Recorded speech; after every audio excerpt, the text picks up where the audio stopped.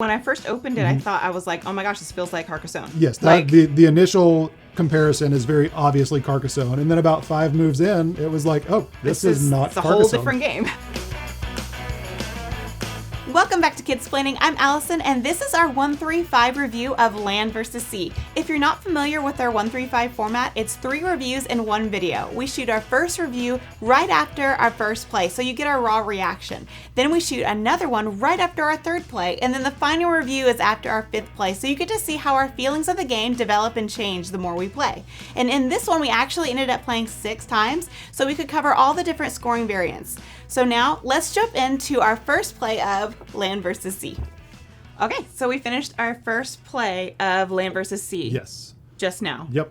So Land vs. Sea. I won. Sorry, I just had it. Sorry, I won. I won. Okay, so Land vs. Sea it plays technically 2, 3, or 4 players, but the core game is based around a one-on-one. If you play with 4 players, you play on teams. 2 versus 2 on teams. And then if you play with 3 players, I have no idea because I didn't get that far in the rule book. We just played a 2-player game for our first game. 1 player plays as the land. That was Alice in this game. 1 player plays as the sea. You take turns laying a tile on the board.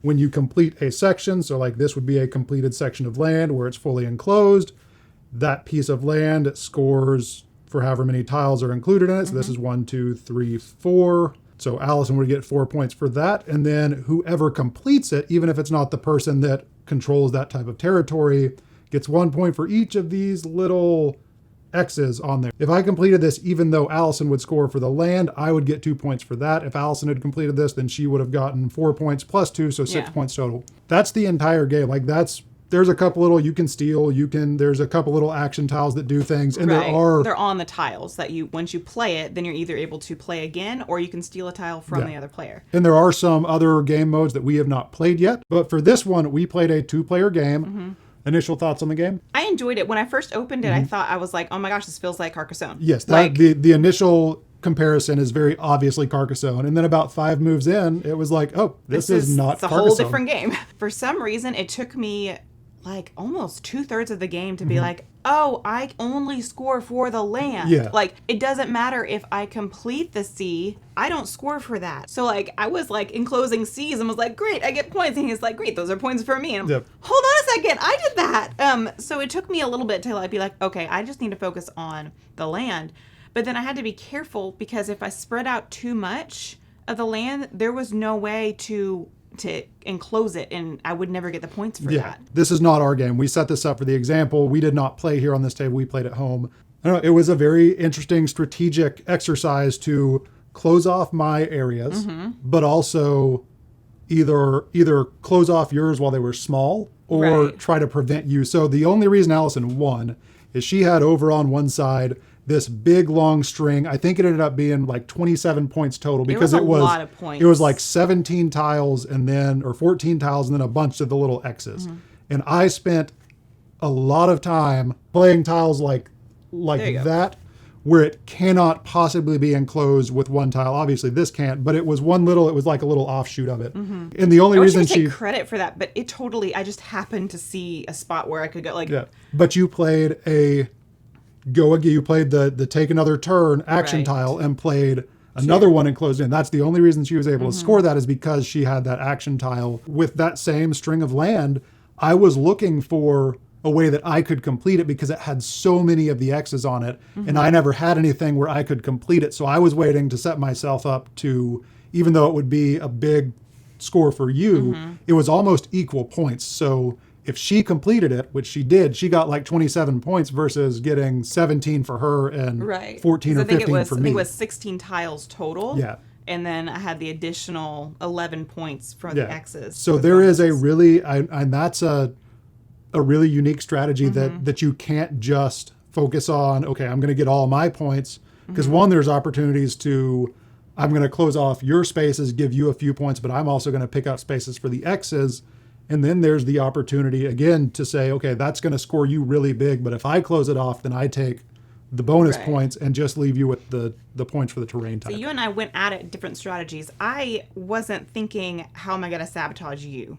It might not be as fun if we both go at it as like, well, I'm just going to make sure you don't get points. But if you get to that point, you're going to have these massive open areas, and it takes And no one one gets mistake points. or one like go again to be able to close it off. You have to be offensive and defensive in focusing on your own points, but also looking for those opportunities to, I'm going to close this one off and give you Right. some points, but I'm going to give you the bonus, or I'm going to take the bonus points just to keep it even. So Yeah, I'd be really interested in playing the other variants as well, because they've got, like, I know there's something with the mountains and the coral, Yeah. which is on the artwork, which Well, the artwork is awesome. yeah. There's so many little Easter eggs Yes. in it. It's a gorgeous game for as small and compact that it is. in the back of the box claims, learn it in 2 minutes.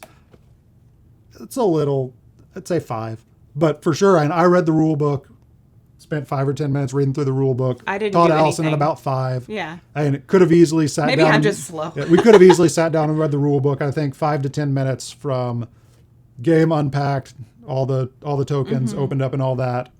10 minutes, you're going to be ready to play. It's not a complex game. It's fun. It took us our first game took us about 30 minutes. Yeah, and I'd like play to some play more. this at 4 players. Games like this that are I don't think I would no, like it I at don't. 4 I players. don't. In my experience with games like this, they're like it's a 2-player game, or you can play 2 teams of 2. I don't like that. I don't like those because they tend to feel like you're just telling someone else what to do. Like Yeah. it I'm doesn't. interested in the 3-player. There's a 3-player The 3-player variant. sounds interesting. It's asymmetric. That sounds really interesting. But I Yeah. don't. We'll play it. We'll try it out. we'll but try it I and really let you I know. feel like this is a 2-player game. Yeah. My curiosity with this one is how it's going to hold up. I really enjoyed the first game. I think I'll enjoy it as we play more, but sometimes with these kind of super random games, they just get a little monotonous. Yeah. So I'm curious to see how it holds up if we still enjoy it as much after 5. There's nothing in this that tells me that I won't, but kind of a heavy strategy game, you kind of know the more you play it, the more you're going to get into it. With these, it's just interesting to see if this is one that holds up and keeps you wanting to come back and play it more after you've played a few times. Any final thoughts on game 1? No, I'm excited to play our second game. Yep, we will be back with game 3 right after this. Okay, so we just finished game 3 of Land vs. Sea. Yep, and Right this is here. it. This is our actual game we played on this table. So this is what an actual finished game of Land versus Sea looks like. So He won. Yep. This one. Finally.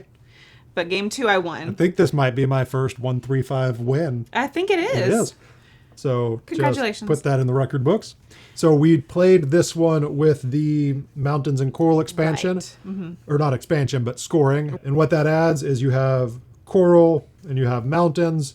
And when you place a tile that connects coral to coral, whoever is scoring for C gets 1 point per tile. So I played C this time. So even if Allison placed this tile, I would get points for it. So this wouldn't score anything for these two because even though the 2 tiles are next to each other, the mountain They don't sections aren't connect, actually yeah. connected. And as far as scoring goes, our first 2 games, we both ended in the 65 to 70 range. Right. So this Yeah. adding this only added about 10 extra points. 10 to which 50. Yeah, we we went. felt like it would be more. Yeah, it was 77 to 80 on this one versus like 65 to 67, I think was our last one. Yeah. Now, something that I did kind of feel on this one because we were scoring for more than just the water and Right. the land because there was extra stuff, it does feel a little visually distracting at times because there's just so much visually going on. I think with a game like this, especially when we add the caravans, there is a high possibility of missing out Yes. points. And we missing did out on that- points that you got. And it's like, oh, I didn't even score that. Did I? I And don't we did remember. that on this game. Like there were a couple that we went back and a couple turns later realized, oh, I didn't score this, either these mountains or, oh, we closed off this little piece of water over here and didn't score it. And I think both games came down to trying to find places to end it. And it really, like, Allison couldn't find a place to end it where she could pick up a couple extra points this game, and it was the But- same last game. But I found areas where I knew you could end it. And so I was like, okay, I'm going to take my tiles and Right. make it so that you can't close that off. So Yes. that's how it ended up. I wanted to add a couple more points the last game because I knew I was behind. I wasn't going to win, but I didn't want him to like win with a huge sweep. So I Right. made it so that he couldn't close off some of his water. So that was kind of fun, even though I knew I was going to lose And- to make it harder on Yeah, him. and both games have been really, really close. They Because have, yeah. this was my last tile right here. I placed this one. That get got 2 me an points. extra 2 points. And I think this was your last tile. I think this was my last tile. And that was just to close or Yeah. to open that up so you couldn't just close that water off. So it definitely gets to where there's places like this that you could pick up a couple extra points at the end of the game. I've been really surprised because both games, we have both had just a giant blowout kind of a segment that scored between 20 and 30 points. I guess this was a really big one for the water, but the other one, the land, oh my gosh, the second game, like this whole area here felt like it was just all land. And I was able to close that off, and it got me 30 plus points, but she still won by 1. So I've been really surprised with as many of those big chunks of area as we have both gotten each game. We've been within 5 points of each other.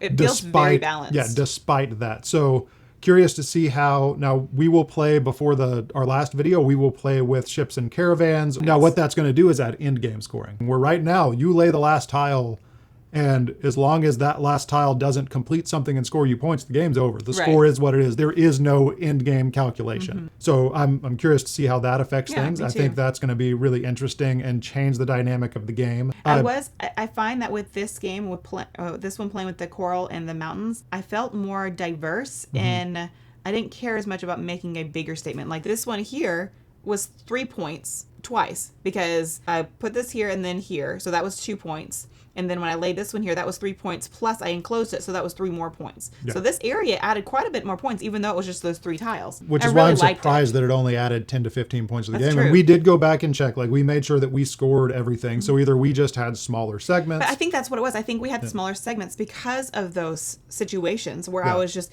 And I was looking to close more islands off. Yeah. So I think the scoring of those individual closed off sections was smaller in points, but you could do that more often. And I'm excited to try out the caravans and the ships. So I'm excited about that. And for that third player variant, I think that's going to be really interesting. I don't think that the two teams is going to change too much. And I still don't anticipate enjoying that as much as I do 2 players. That's true. So we'll come back and let you know how adding the caravans and how that third player variant makes the game feel. And we'll see you in just a second.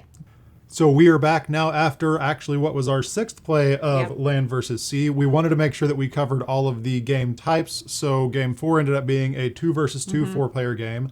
Game 5 was a 3-player game, which adds in the cartographer, which we'll talk about in just a second.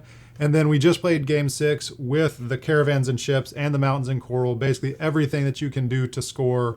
Full disclosure, we have stuck we've stuck these here. These are for the waypoints, which is where you can entice the other player to close something off. You can put this on a tile, and then if that section gets closed off, whoever closes it off gets 1 point, a whopping 1 point. Woohoo. We've had these here for 4 games and have not a single time placed a waypoint. I've forgotten about them or didn't feel like that incentive was needed, honestly. But yeah, it's there in the rules. We tried. We never used it. So the caravans and ships, the way those work, you have ships and you have caravans. If you place either of those next to each other, whoever places it gets 2 points when they place the tile. No matter how many are already out there. So there's this line here. We've got 1, 2, 3, 4, 5, 6. You still, if you place this last tile, you still just get 2 points for placing it and adding to the caravan. It's at the end that line really adds up. Yeah, at the end of the game, you count how many, this is a trade route, you count how many ships or caravans are in the trade route, and then whoever has the majority, if there's more ships than caravans,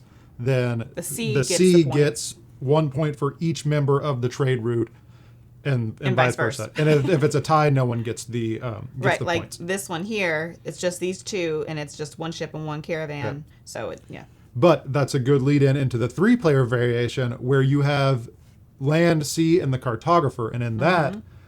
The cartographer, land and sea score the same way for closing off areas of land and sea. Same with the little X's. Whoever closes it off gets that. And the cartographer also gets that as well. But then the cartographer also scores for all coral, no matter what. So land and sea can no longer score for coral and for mountains.